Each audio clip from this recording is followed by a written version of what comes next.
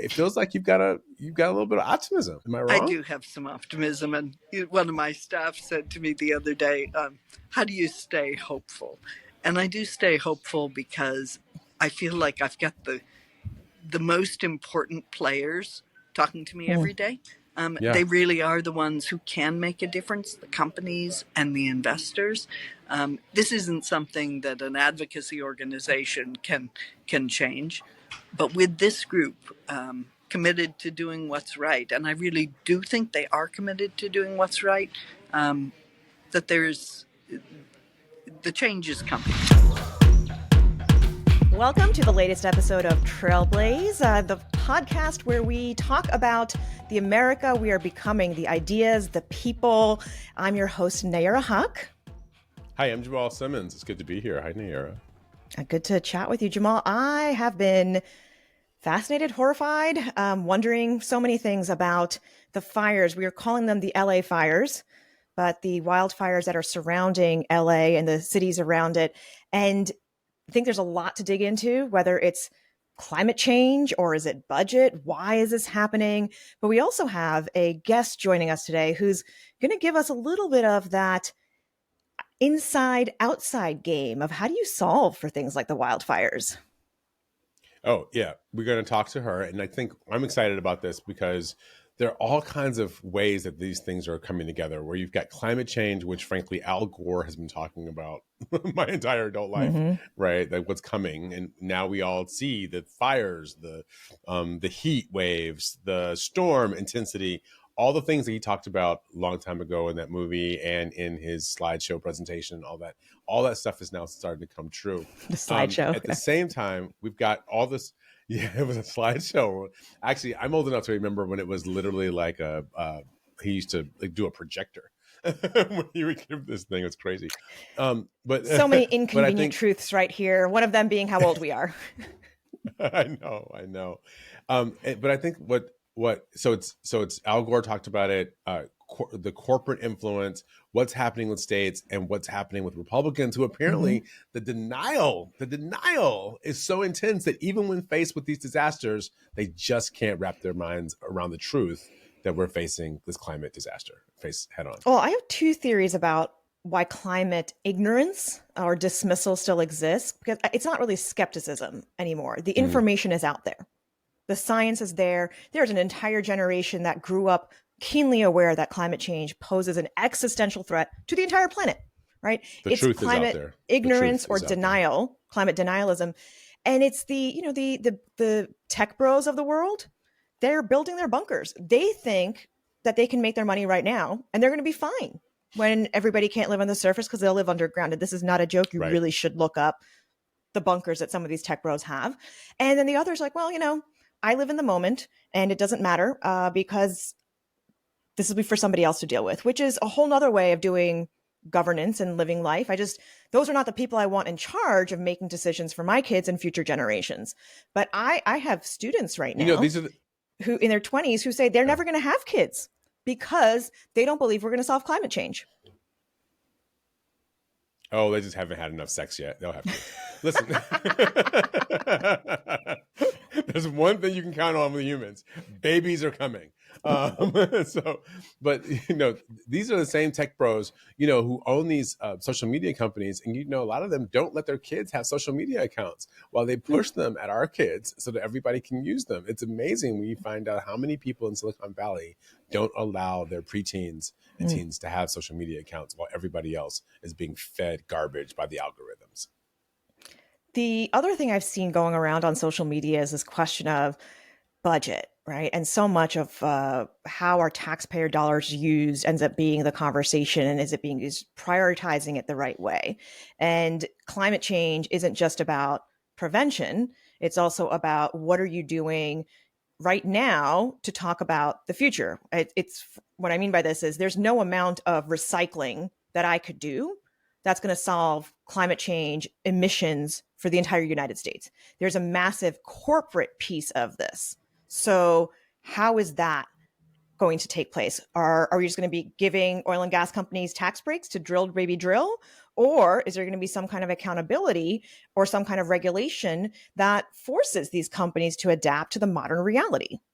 Yeah, I'm old enough to also remember when carbon tax was a conservative idea, the idea of trading carbon credits between companies and municipalities so that we could all lower the total amount of carbon we were producing. So high carbon industries, high carbon producers would get a certain amount. They would buy credits from low carbon states, and we'd have this secondary market that exists, this market that existed to be able to bring down the cost. And then Republicans finally decided, oh no, it's not, we can't even have a market-based solution, which of course Republicans and conservatives are supposed to be all about the free market. You can't have a market-based solution to deal with a big problem, because the oil and gas industries, let's just call it what it is, the oil and gas industries are invested in people using oil and gas. So anything that lowers the amount of oil and gas being used, they're going to be against, even if the entire society will suffer. The idea of greenwashing, right? There's the corporation that makes itself look good by doing great things. It used to be, let's just end hunger in Africa, and corporations getting involved with that, even though those were many of the same corporations who were doing the mining and doing the child labor that created many of these problems. We have that now with oil and gas companies, greenwashing. Keep an eye out when you see British Petroleum ads, BP oil ads, and they're talking about I was just thinking going about that. green, right? I mean, it's like, guys, this okay. I appreciate and respect the marketing, the branding, but really? Well, in the new going green? the new phrase from like a decade ago, so it was green, and then green got to be sort of whatever, crunchy. So it became clean, right? Kind of clean tech, clean energy, clean gas. Clean gas?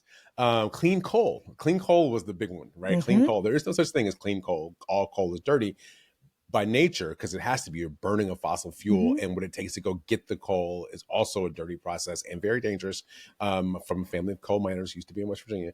Like all of that requires people to do really dirty and nasty things. Now, there is a question about how do we transition, right? How do we go from people being wood burning, chopping down trees, right, which happens in a lot of poor countries.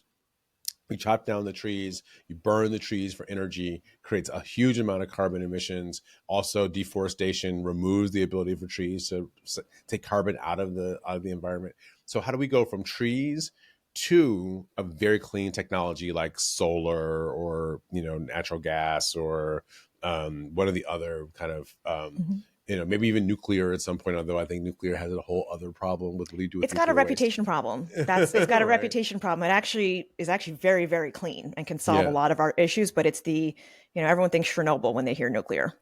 Yeah, and then there are all these, there are all these things about how do we smash together, new sources that are probably pretty expensive today to do, but we're solving some of the physics problems about creating energy. We just haven't figured out how to do it on a massive enough scale at a low enough cost that consumers could have access to it. So there are some things that are out there that could work.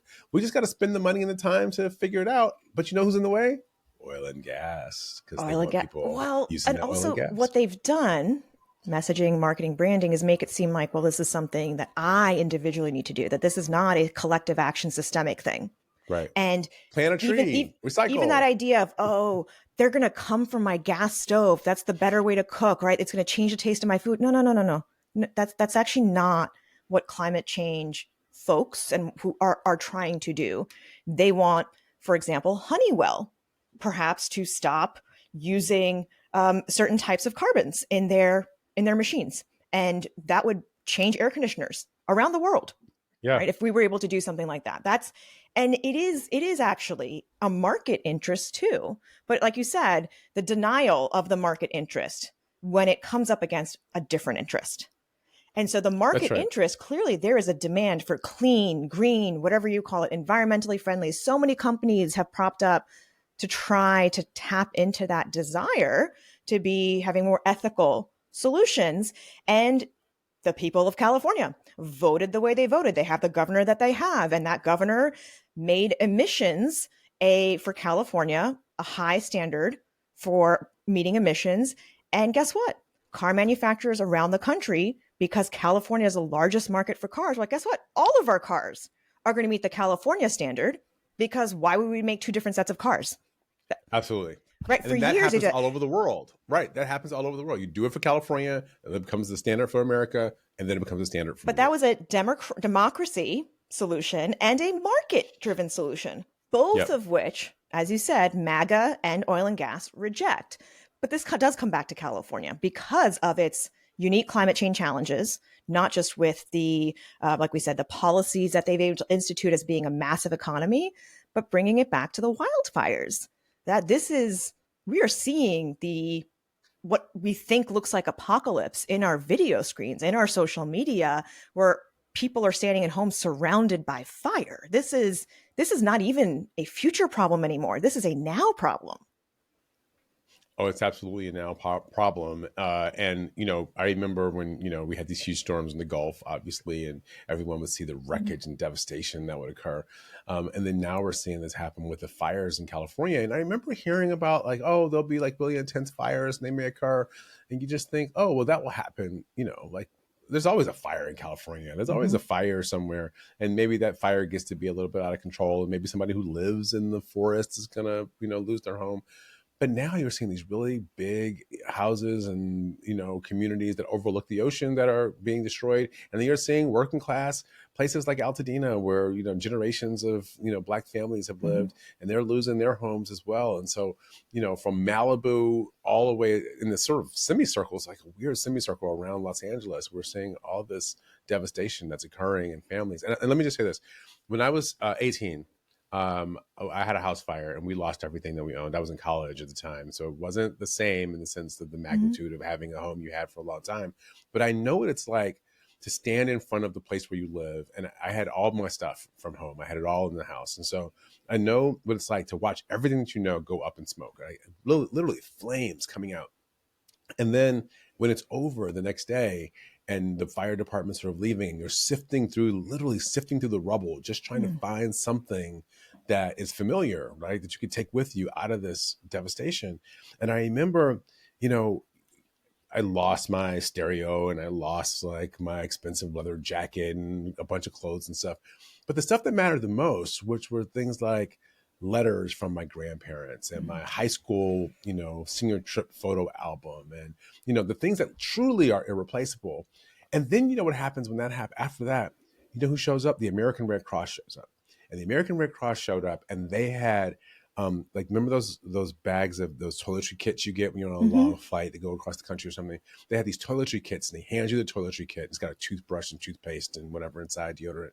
And then they hand you like a voucher to go and buy clothes from Target or Marshalls or whatever place you can go buy. And then they hand you another voucher to get a hotel room for the night. That's all you have. You have the clothes on your body, you have this toiletry kit, and you have these vouchers. Right. So I literally gave money to the Red Cross immediately as soon as this happened. Mm-hmm. I've given money to them over the years, but I did it immediately. And that's all you have. So I think about these people. We lost our home. We lost our kind of roommate. Luckily, everybody was safe when it happened. We lost our little roommate community. But I think about people who now they don't have anything around them. None of their neighbors are going to be there when they come back. The dry cleaner they use is gone. The grocery store, the Chinese restaurant that they got their dinner from 3 times a month, like all that stuff is gone.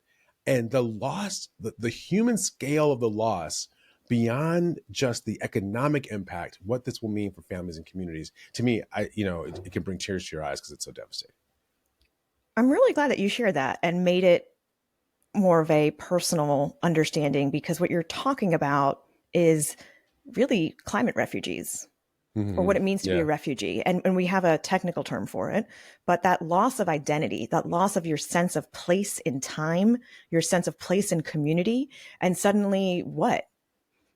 Like what do you do? Where do you go? How do you rebuild? Where do you go? That is the challenge, the global challenge. And there are refugees from conflict, there are refugees from climate change. All of that, though, we've just never really applied that term to people born and raised in the United States until Yeah, and I've got now. friends right now in Like LA. I'm that's sure what you the probably Altadena, that's they're climate refugees now. totally. I mean, I've got friends right now who live in LA and Southern California, and they've got 2 and 3 different, households that are using their house, either literally living in their house or using their house for power or using their house to take showers. people are kind of coming together. But here's the thing about that, because I've been one of those people who had to go stay in someone's home after you lost your stuff in a fire. It's always so long that kind of works out, right? Like you know, whether you want to stay there or they want you to stay there, you got to figure out, sooner or later, you got to figure out where to go. If you've got means, you can figure that out. But if you don't, if all you had, if your entire life savings was in a house, you know, these 80-year-old people who maybe they bought a house 50 years ago for $100,000 or $75,000, and that house is maybe now worth $1 million or so. That was their entire life savings. They don't have anything else. So when the insurance companies pull out, when the state tells you we don't know if we're going to rebuild for a year or give you money for it, what do these people do? It's devastating. So you talk about climate refugees. That's you know, some of those people will not look like the people who we think of coming to our country, you know, with backpacks on their backs. They'll look like senior white elderly people who don't have we'll be seeing that from Alaska coming down to the lower 48, whether it's because the economy isn't sustainable anymore, but right, that's all melting up there. California's on fire. Everything, you know, food and growth patterns are all changing. I mean, this is what makes people have to move, but move and do what? Yeah. This is going to be a huge. We are going to be wrestling with this as a globe, not just as a country, for a long time. And when you think about what's happening in all the kind of Western or Northern countries, the G8, the wealthier countries in the world, this is happening in the United States, it's happening in Europe. This northern migration of people from the Southern Hemisphere, as deserts get bigger, storms get more powerful, and these climate refugees, people are starting to flee and leave because they also now have access to technology. So people can see everyone living pretty well in London or New York or LA or wherever it is we are. And then they decide, oh, well, you know, things don't really seem so great around here. We've got a repressive regime. We've got, you know, food is scarce, clean water is scarce. I can try to go somewhere else. Well, you know where all those Californians are going to go, and it's going to change some things. They're going to go to Texas, which is apparently going to Texas is fine as long as you're not a Californian. That's when Texans get really upset at you. Like, just don't be from California. This idea that you know, of movement and that human need and connection and community is really the exact opposite, though, of what we're hearing from the MAGA movement, which is me, myself, and I. Forget everybody else. Like, you asked the question, what would be said about the 80-year-olds who were living paycheck to paycheck on Social Security, but they had their home. Yep. They lose their home. What I suspect Elon Musk would probably say is, you're shit out of luck. Right? Yeah. Oh, well, that's how it rolls. That's how it goes. And this idea. Now it's free market. Now it's very free market. Right? Now we're going to talk about the market forces. Yeah. Well, bringing this back to the challenge that we've had of being told that this is an individual problem to solve as climate change, when it's really a deep corporate systemic challenge. Joining us now is our special guest for this podcast. It is Reverend Kirsten Spalding, and she is the vice president working with investors at Ceres. They're an organization that works directly on that inside part of the game with the companies and the financial service folks to solve the problem of climate change. Welcome, Kirsten. Delighted to be with you. So just to get us started, I think one of the things that prompted this conversation, and Nayyera, you can hop in, because Nayyera sent me a text talking about how BlackRock have backed out of this climate coalition that I believe you're a part of, the Net Zero Asset Managers. So can you just walk us through where we are right now with these big financial institutions that a few years ago were all about ESG and environmental and social governance, and they were all about ESG and they were trying to find ways to deal with climate change, but now it feels like we're all facing a little bit of a backlash. I do think that the asset managers I work with are feeling that there's quite a bit of pressure coming on them as they try and navigate their own practices, but also their participation with groups in particular. So we were very sorry to see BlackRock leave the initiative, Net Zero Asset Managers Initiative. But I do think that, at least my communication with them, they intend to continue doing the work. What was problematic was being in a coalition. And from my perspective, each one has to move individually in response to their clients, their fiduciary duty. They're working across, of course, BlackRock, every jurisdiction. So there are lots of regulatory pressures on them, in addition to political pressures here in the United States. But I think the key is that these individual asset managers and the owners, the pensions, the insurance companies, the endowments, they have to have a shared ambition of really addressing climate risk and looking for those opportunities in the climate transition. And that's really where I hope we're going to keep working with BlackRock, and certainly where the others in my network are focused. So the asset managers and private equity and all these entities that ultimately are managing money on behalf of shareholders and others, you mentioned fiduciary responsibility, and it's what makes them so different than big entities like a federal government. The federal government's ultimate responsibility is to the general public. So is there an argument, or have they absorbed the argument, that it is also their fiduciary responsibility to do right by the planet, by consumers? Yeah, I mean, I think for the big pension funds, you know, they are responsible to every participant in the fund. And so when you think about a public pension fund like CalPERS, the California Public Employee Retirement System, they really are responsible to the public, because that's all of the public employees in the state of California, and they're beneficiaries. So even when they retire, they're responsible to pay out benefits to their children and grandchildren. So the fund really does take a long-term, big picture view about what matters. But the bottom line is they have to produce retirement benefits. And so they see climate as, we all see it as an existential crisis, but it's a crisis for the portfolio. When you see things like the fires in Los Angeles, I mean, this is devastating to the people and the animals, all of the parts of the ecosystem in Los Angeles, of course.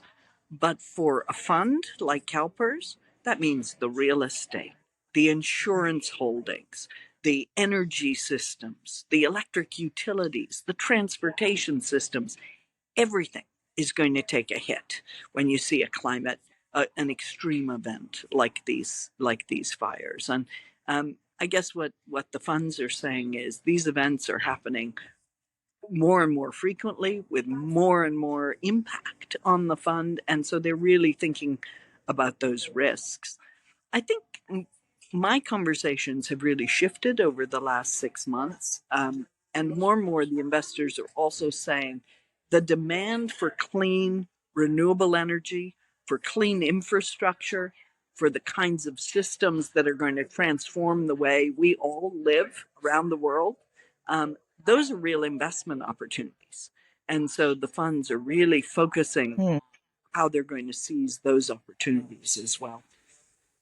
So it seems right that you've got this focus that I'm sure you've got, I'm sure these numbers may be changing. 220 institutional investors, $44 trillion of assets under management, huge amounts of money that your network, your investor network, is paying attention to.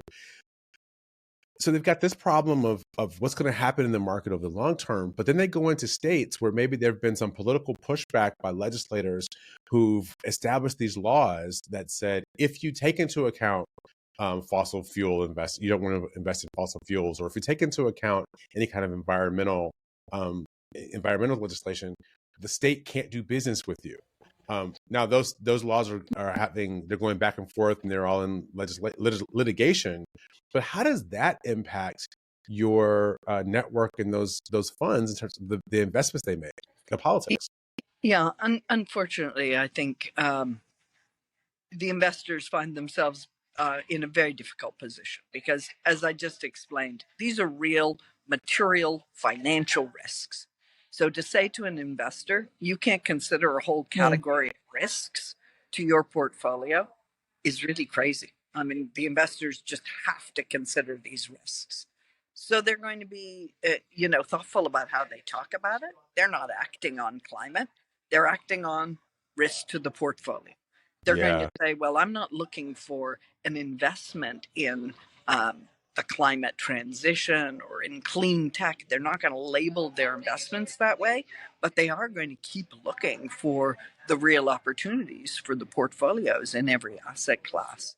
So I think, unfortunately, the term has been used, green hushing, and I hate to see it, because I think these investors have to act boldly and speak boldly about what they're doing, but they got to keep doing the work. I think it would be crazy to think that one state doesn't want a big investor to consider the real risks to the portfolio or look for the best investment opportunities.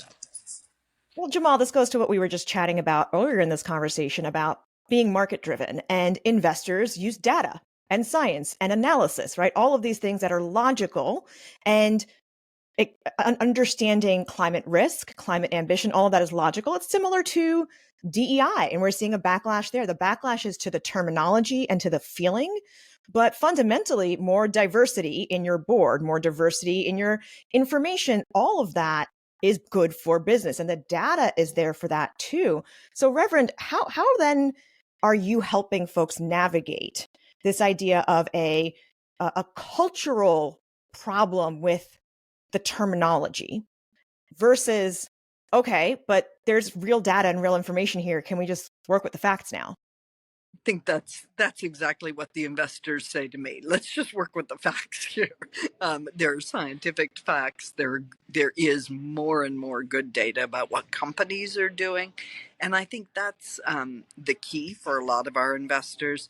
They aren't moving the real economy. They're not the investors themselves are not the ones who are going to change our energy mix or change the ways that heavy emitting companies pollute, but they are going to work with those companies in their portfolios. And that's really where we see action happening. The investors talk to these companies. Many of them have long-term engagements, so they've been talking to the companies. They're working with the boards of directors of companies and talking about what data they need and how to really get companies to show the leadership that's going to position them to create good value for the long term. So it all comes down to that. What is a company doing? What's their target? What's their plan? How are they moving their capital expenditures? And even when it comes to advocacy, the investors are now saying to the companies, we want to be sure that your lobbying aligns with your business plan. So if you're going to position yourself for the next century or the next 2 centuries, we want to be sure that you're advocating for the policies and regulations that are going to support your action. So those are the kinds of things that investors are talking to companies about. And I expect that work to get even deeper because, as you said, the data is there and there's going to be better, sharper data. And real progress gets measured and then managed, not just by the investors, but by the companies they hold. I got to say, talking to you in the last couple of minutes, maybe it's because you're a woman of faith. It feels incredibly optimistic. I feel like, we've got a crisis that's happening on television every night, and we've got politics in Washington that look like they're headed in a direction away. But then talking to you, and you're engaging with these investors every single day. It feels like you've got a little bit of optimism. Am I wrong? I do have some optimism, and one of my staff said to me the other day, "How do you stay hopeful?" And I do stay hopeful because I feel like I've got the most important players talking to me every day. They really are the ones who can make a difference, the companies and the investors. This isn't something that an advocacy organization can change, but with this group committed to doing what's right, and I really do think they are committed to doing what's right, that the change is coming. The science shows us the change is coming. And the question is how to position the planet, the people, and of course the investments in the right direction. Jamal, I got the same feeling from the Reverend, and I appreciate it so much because now I have to recognize that there are people with money who are actually trying to do good and help solve the problems that we all face. So, Yeah. Reverend Kirsten Spalding with series, thank you so much for joining us and ending us on a high note for our aptly named episode, Trailblaze. Thank Yes. you so much.